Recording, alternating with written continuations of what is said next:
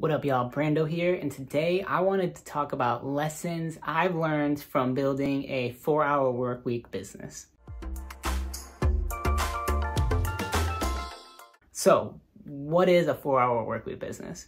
The idea was coined by Tim Ferris when he released the extremely popular book, The 4-Hour Work Week. At the time, people thought it was scammy, it wasn't real. How could you possibly work 4 hours a week?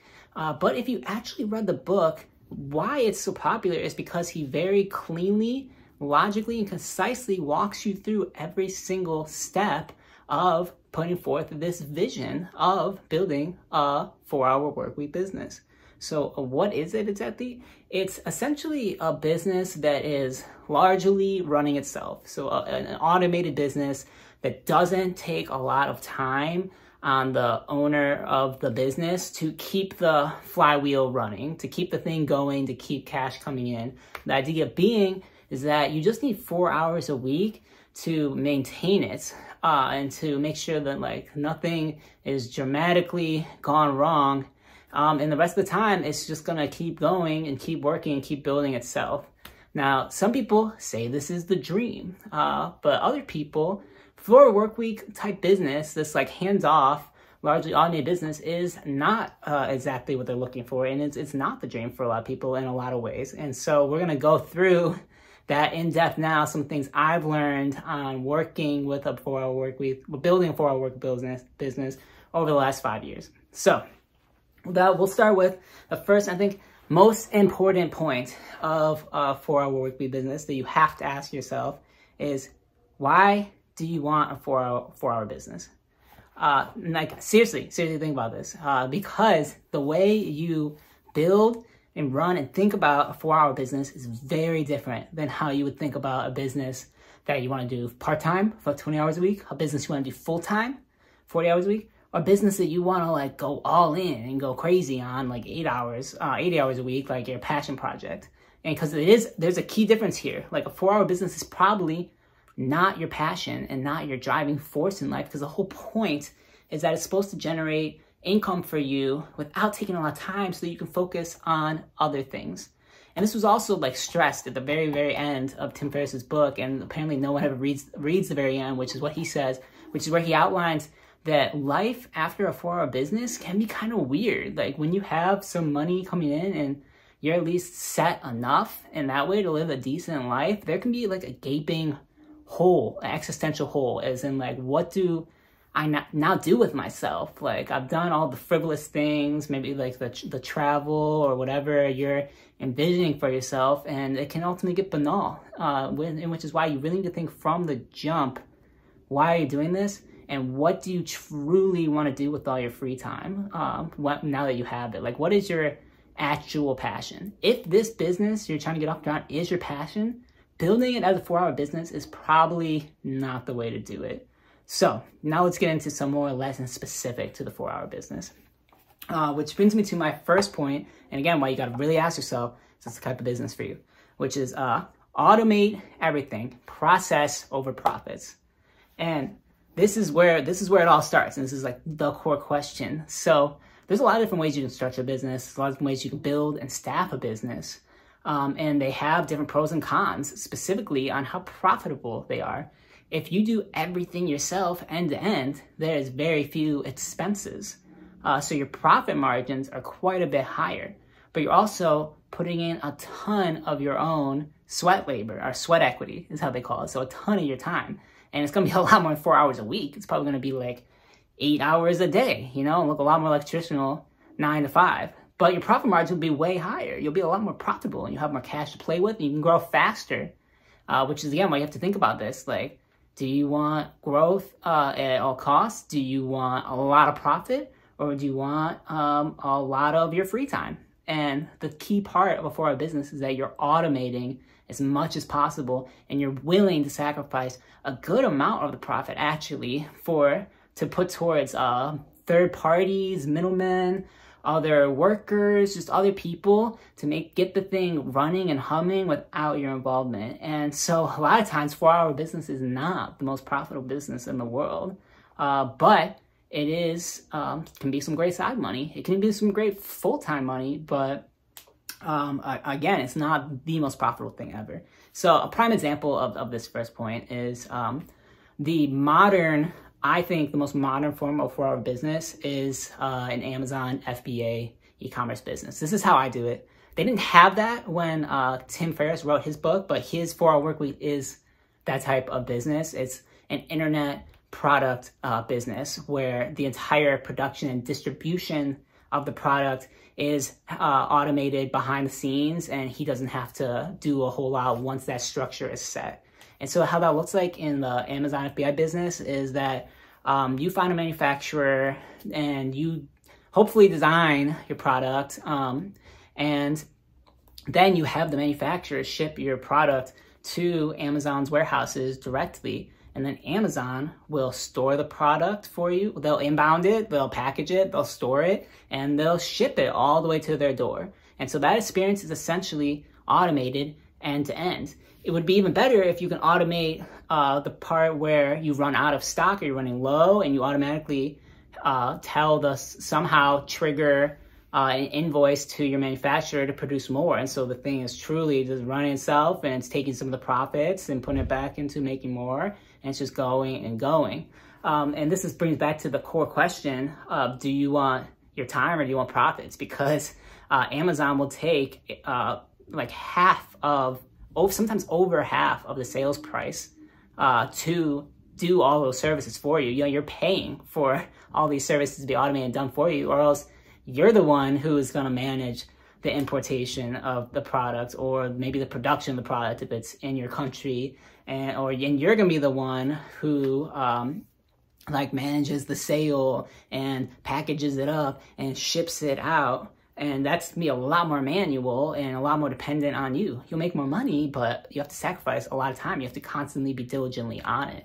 And so that's a key part, is that a successful 4-hour business is going to automate as much as possible and is willing to pay for that automation.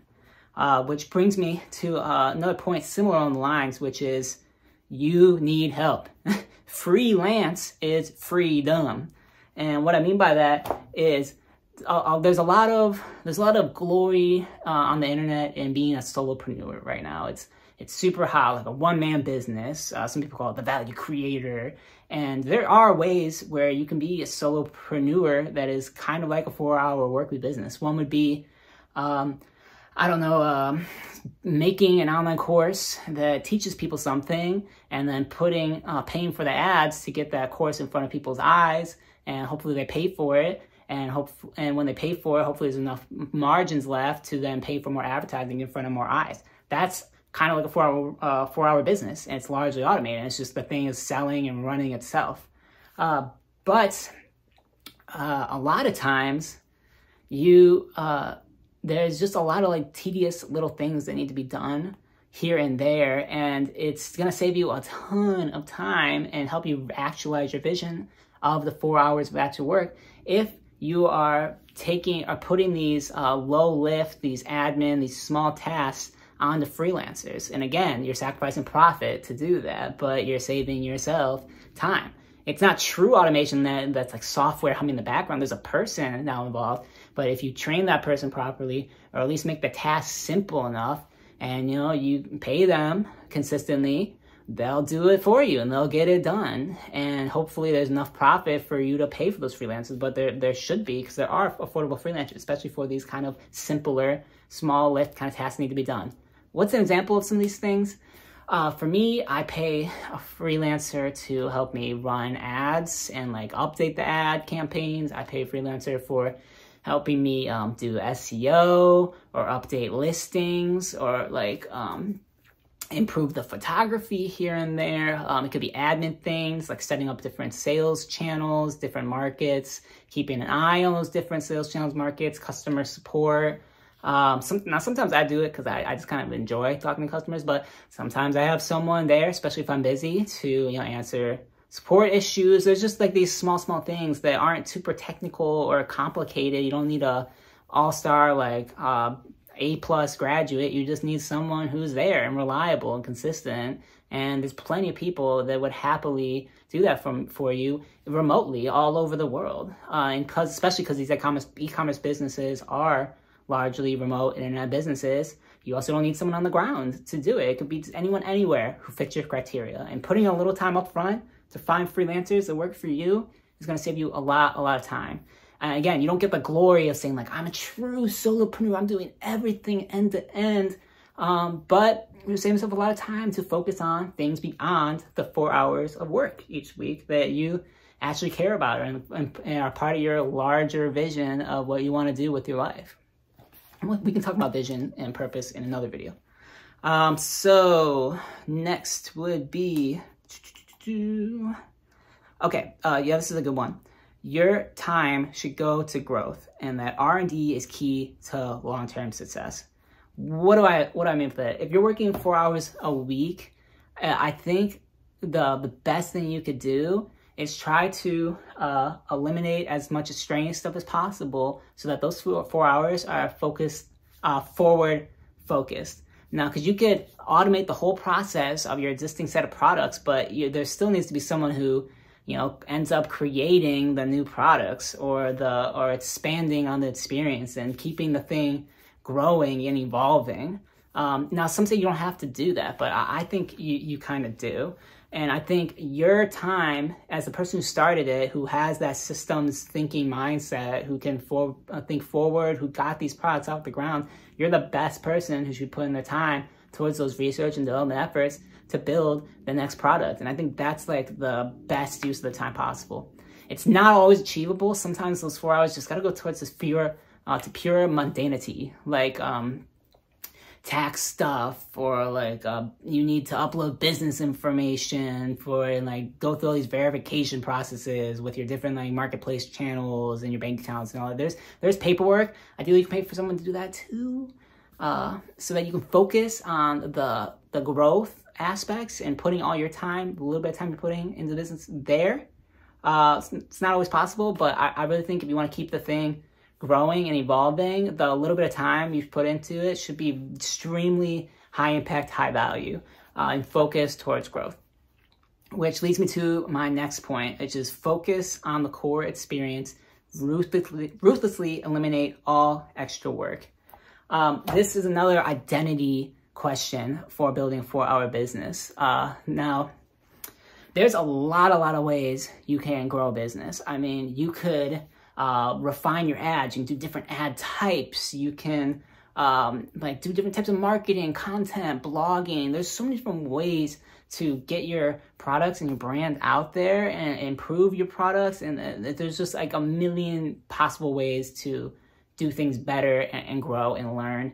And you, as a 4-hour business, don't have the time to do it all. And you need to know that coming in, that you're not gonna be able to take advantage of every single little opportunity, which is why you need to ruthlessly focus on what's most important with your time. Because if you can't get the core experience right, the thing will collapse. And what is the core experience? It is the production of your product and the distribution of the product. If you can't get a product created, like a little product, like, yeah, into the world, and you can't get it to the end customer and in their hands, you don't have a viable business, period.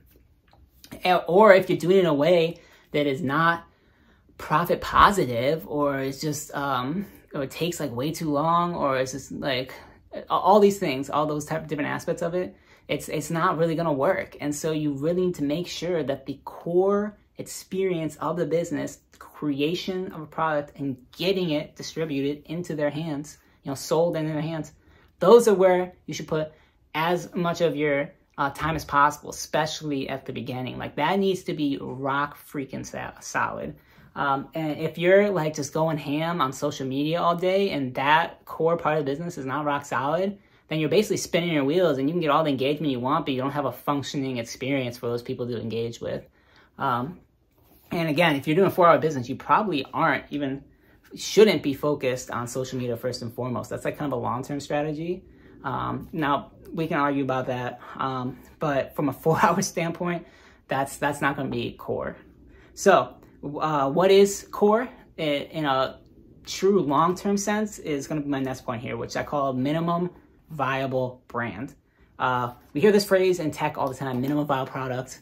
It was part of like the lean startup movement, which is like, what is the simplest form of the product you can make so that you can get it out there and get feedback as quickly as possible? Because you don't want to build something, put all this time and effort and money into building something people don't ultimately want. So the sooner you can get a product out there, even if it's not perfectly polished, that's the sooner you can get feedback on if that product is even in the right direction of what they want. And so I take that one step farther, especially for product, 4-hour workweek style, e-commerce style, these kind of businesses, is you want to think about what the minimum viable brand. And what does that mean exactly? Well, your brand is your identity. It's like what people think of. It's like the emotions and experiences and identity that people evoke when they hear your brand name. And it includes like the colors of the brand, the way the brand is presented and talked about, the language used, the photos used, all these like larger experiential things. But this is what people get attached to. This is what people get bought into. And this is what gets people excited about their brand and gets them to hold on to and stick with a brand over the long term. And this is where pretty much all the long-term value and sustainability of the business has to be focused on. Because if you're purely focusing on like, oh, there's a white space in this market and I can build a product that fits that market, you're going to get some initial success because nobody's there. You're the first one there, but people will copy your product, and then they'll undercut your product, and then they'll have a bigger marketing budget than you. I mean, you're just one small player trying to do just a humble 4-hour business, something not too crazy, and you probably don't have a ton of budget to do it. And there are plenty of other people who do and are ruthless about taking every opportunity possible. And so if you're just a product in somebody's eyes, it's very easy for someone to outcompete that one product and get really focused on like, okay, like lower price or better marketing or more like this and that. I mean, and there's nowhere for your user to stand on. Because if another product comes on, it's exactly the same and it's a little bit cheaper, why not? Why wouldn't they buy them? And your brand is the answer to that. Well, they wouldn't buy it because I trust this brand. I know this brand makes quality things. And I've consumed before. Like, I want this product because it's a part of a larger package of products that all play together into like an ecosystem, a brand of products. You know, Apple is really good at this, like with their like blue text messages, which is embedded into their phone, and their phone speaks to the laptop. And so, you know, like I can't just go get a Google phone because now I'm going to lose the features that are connected to the Apple laptop. And they're thinking about the larger brand experience. And that is how you really beat the competition over the long run. Also, people are bought into the Apple as like the messaging. They feel like it's a part of who they are. And so you have to kind of think about the larger experience that you're offering and the kind of messaging you're giving out to your users and customers. And that's what they're really going to attach onto. It's going to get them excited to stick around, and also gives you more room to play. You're not just a product, you're a suite of products that cover like a whole slew of their problems, and you can keep expanding, and they all play together, and then it makes it harder and harder for them to copy you, because now they have to copy every single product and how those products work with each other, and that's a much harder thing to do. And yeah, it's why I say focus on minimum viable brand. Get to that point where you're not just a product, you're a brand. You have unique point of view, you have unique color system, unique experience, and you're not just a product, you're a suite of products that all play together and create more value the more products of yours they have. So yeah, I say get to brand as fast as possible, because a product can be copied, and it will be copied fast, and your profit margins will start diminishing. So you got to focus on brand. You got to get the brand. Okay, where does that leave us? Let's see. Okay, and then this last one I want to talk about today is organic growth versus leverage, and understanding when each approach matters. And this is an important part of a 4-hour brand as well. And that if you compare and contrast it to a venture capital backed brand, they want growth at all costs. They want more revenue, no matter how expensive it is to do that. And so they will take out like a ton of loans and leverage and throw as much money as possible to get as far ahead as their competition as they can, and maybe burn and be profit negative for years, but making sure that they're getting far enough ahead of everybody else that when that day comes, that they can finally focus on being profitable, they have a lot of runway and safety. Or the competition has died in the meantime because you've just provided so much value, and you are burning profit and not everybody can. That's not how a 4-hour business works. You need to make profit. Like, cash is king, because that's what keeps the thing going. And if you go negative, unless you're bringing in outside capital, you're not gonna be able to, afford the freelancers to help you out, or maybe the advertisements you need. You're not gonna have the margins you need to pay for those, like, sometimes expensive automated processes and things like that. And so I feel like a 4-hour brand should be much more concerned on organic growth, which is just make sure you're delivering a quality product that meets people's needs, and then watching those review counts go up over time, that word of mouth go up over time, and slowly letting it develop without sacrificing your profits, your margins. In this case, because when you take out a loan, you don't have to pay that back. And so you're also kind of putting a timestamp on how quickly you need to make that money, because you have to pay back that loans on like a monthly basis, and there's interest on top of that. So you're squeezing your already kind of tight profit margins from all the automation you paid for. So leverage is in debt and just trying to get as much revenue as fast as possible. There is a time and a place, but it can be very risky, and it can also ruin your 4-hour goals, because you're kind of taking a bet. You're saying like, look, I'm going to sacrifice some profit that I'm going to give to the loan provider in form of interest, assuming that I can make those sales back, and I make those sales back quickly, and so I can make some surplus on that debt. But then that puts a lot of pressure on you to make money now, which means that you're probably going to do a lot more than 4 hours. That's when you really are going to be like hammering the social media, like trying to do brand deals, influencers, like all this extra stuff. It takes a lot of time, energy, resources, and back and forth with people. It can get really time intensive really fast when you're playing with leverage and the like growth at all costs game. That's also why VCs like push their CEO entrepreneurs like balls to the wall, like 80 hours a day, and they want you to make that money back as fast as possible, because they're paying those interest payments right freaking now.